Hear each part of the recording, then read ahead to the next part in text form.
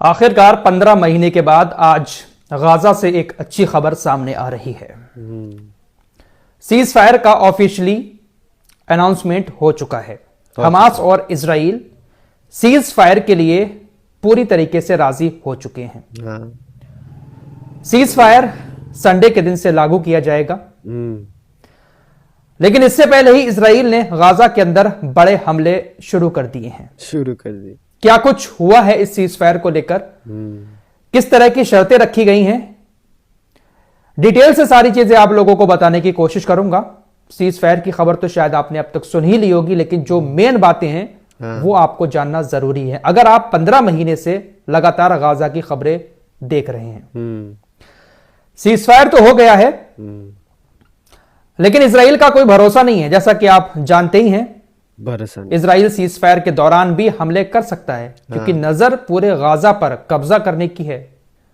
अगर शांति बहाल करने की होती तो शायद कब का सीज फायर हो गया होता। लेकिन दोस्तों, जैसे ही ये सीज फायर का प्रस्ताव पास हुआ, नेतन्याहू इसके लिए राजी हुआ, गाजा के अंदर जश्न का माहौल शुरू हो गया।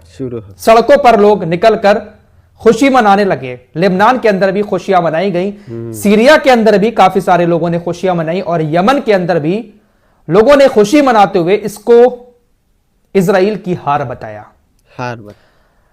अब कुछ लोग कहेंगे, फराज भाई गाजा तो तबाह हो चुका है, तो फिर ये लोग खुशी किस बात की मना रहे हैं? हमास के लोग भी सड़कों पर उतरकर हमास के लड़ाके गाजा के लोगों के साथ जश्न मना रहे हैं, फिलिस्तीन का झंडा फहरा रहे हैं। आखिर ये जीत कैसे है? जीत ऐसे है कि 15 महीने के दौरान इजराइल ने दुनिया की तमाम बड़ी बड़ी ताकतों के साथ मिलकर गाजा के ऊपर हमला किया।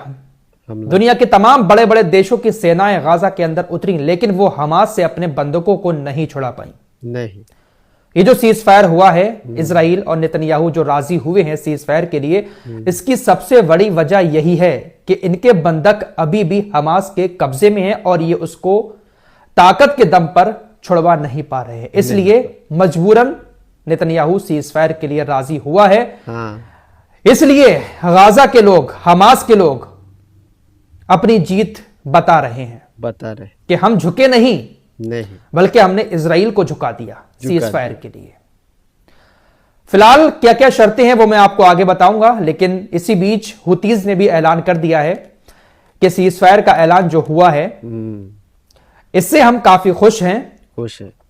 और जैसे ही गाजा के अंदर सीज फायर लागू होगा, हम अपने ऑपरेशन को भी बंद कर देंगे। ना हम लाल सागर में फिर किसी जहाज पर हमले करेंगे, और ना ही फिर हम इजराइल की तरफ कोई बैलिस्टिक मिसाइल छोड़ेंगे। हुतीज तो ये बात काफी टाइम से कहते चले आए हैं कि गाजा के अंदर सीज फायर हो जाएगा, हम भी अपने ऑपरेशन को बंद कर देंगे। इसका ऐलान भी उन्होंने फौरन कर दिया है।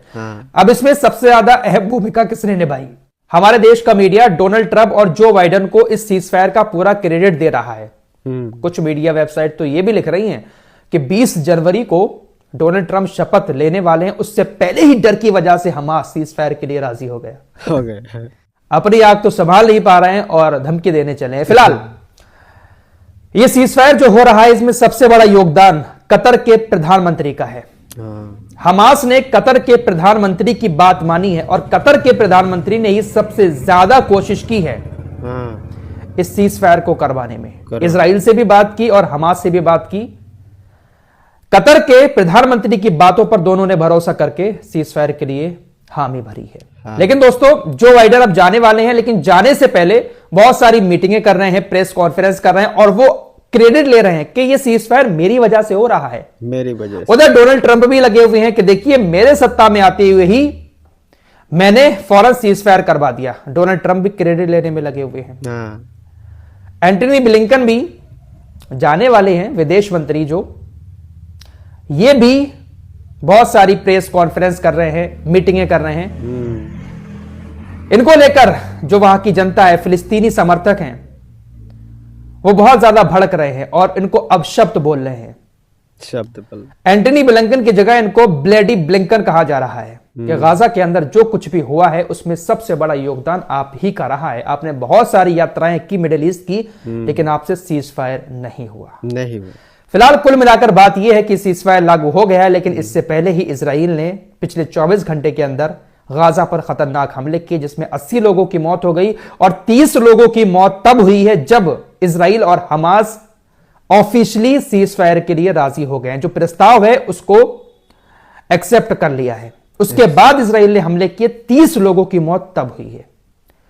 तो अभी संडे दूर है, इन 2 दिनों में इजराइल और भी हमले गाजा पर करेगा और भी सारे लोगों को इजराइल मारेगा। लेकिन दोस्तों, इस सीज फायर से ये जो वित्त मंत्री है और जो बेन गबीर है इजराइल का कट्टरपंथी नेता, ये दोनों नाखुश हैं और अब ऐसी भी संभावनाएं हो रही है कि जल्द ही नेतन्याहू की सरकार गिर भी सकती है। इसने स्टेटमेंट दिया है कि ये जो सीज फायर का प्रस्ताव हुआ है, राजी हुए हैं, ये हमारी हार हो गई और अब मैं हारी हुई सरकार का हिस्सा नहीं बनना चाहता हूं। हमने ये जो कुछ किया है ये बहुत गलत किया है, इससे हमें कोई भी सुरक्षा नहीं मिलेगी, बल्कि हमास इससे और ज्यादा ताकतवर हो जाएगा। हमास को खत्म करने का एक ही तरीका है, गाजा में कब्जा करके यहूदी बस्तियां बसाना और इन लोगों को दूसरे देशों में भेजना। इसके अलावा इजराइल की सुरक्षा किसी तरीके से नहीं हो सकती। ये बहुत गलत हो रहा है और शायद जल्द ही हम इस सरकार से इस्तीफा भी दे देंगे। तो नेतन्याहू काफी ज्यादा उलझा हुआ है। फिलहाल जो शर्तें रखी गई हैं वो भी आपको बता देता हूं। सबसे पहले तो जिन बॉर्डर पर गाजा के इजराइल की सेना मौजूद है, धीरे धीरे करके वो वापस जाएगी। 3-4 स्टेज में ये सीज फायर होगा, तो धीरे धीरे करके हर स्टेज में पूरी तरीके से इजरायली सेना गाजा से बाहर हो जाएगी। रफा क्रॉसिंग को पूरी तरीके से खोल दिया जाएगा। जो लोग बीमार हैं, जिनका इलाज गाजा के अंदर नहीं हो पा रहा है, उनको दूसरे देशों में इलाज के लिए भेजा जाएगा। किसी तरह की कोई रुकावट नहीं डाली जाएगी। सीज फायर का प्रस्ताव जब आया था तो एक प्रोटोकॉल के तहत कतर ने कहा था कि तकरीबन 600 ट्रक रोजाना गाजा के अंदर सहायता के भेजे जाए। तो अगर यह सीज फायर लागू हो जाता है, अगर मैं अभी भी इसलिए लगा रहा हूं क्योंकि अभी संडे दूर है, नेतन्याहू अपनी कुर्सी बचाने के चक्कर में अपनी बात से पलट भी सकता है, क्योंकि इसके नेता बगावत कर रहे हैं। फिलहाल लगभग तय है सीज फायर होगा। तो 600 ट्रक रोजाना गाजा के अंदर रफा क्रॉसिंग से और दूसरी क्रॉसिंग से जाएंगे, उसको इजरायली सेना नहीं रोकेगी। तकरीबन 2 लाख तंबू और 60,000 कारवा लगाए जाएंगे, जहां पर जो लोग इधर उधर भटक रहे हैं, जिनके सर पर छत नहीं है, उनको थोड़ा सा घर मिलेगा। पहला चरण 42 दिन का होगा और इस 42 दिन के चरण में इजराइल तकरीबन 1000 फिलिस्तीनी कैदियों को रिहा करेगा। हमास इधर से 33 इजरायली बंधकों को रिहा करेगा। ये 1000 फिलिस्तीनी कैदी वो हैं जिनको 8 अक्टूबर 2023 के बाद से गिरफ्तार किया गया था। इन लोगों को इजराइल रिहा कर देगा। 110 ऐसे फिलिस्तीनियों को इजराइल अपनी जेल से रिहा करेगा जिनको उम्र कैद की सजा इजराइल ने सुना दी है। साथ ही साथ फिलिस्तीन के जो 19 साल से कम उम्र के बच्चे और महिलाएं इजराइल की जेलों के अंदर बंद है, उनको भी इजराइल छोड़ेगा। नेटजारिम कॉरिडोर और फिलाडेल्फी कॉरिडोर से भी इजराइल अपनी सेना को धीरे धीरे करके वापस लेगा।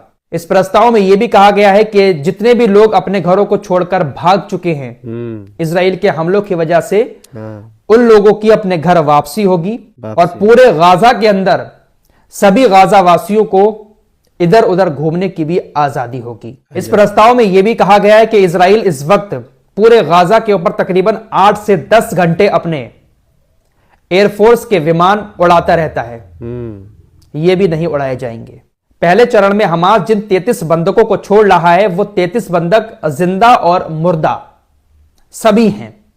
दूसरा चरण जब शुरू होगा तो उसमें बातचीत फिर होगी 42 दिन के बाद कि अब कितने हमास कैदी छोड़ेगा। उसके बाद तीसरे चरण में हमास कितने कैदियों को छोड़ेगा, ये आगे देखा जाएगा। लेकिन पहला चरण 42 दिन का होगा और इस दौरान किसी तरह के हमले दोनों तरफ से नहीं होंगे। कुल मिलाकर बात यह है कि ये जितने भी प्रस्ताव में नियम हैं वो सारे के सारे हमास के फेवर में जाते हुए दिख रहे हैं।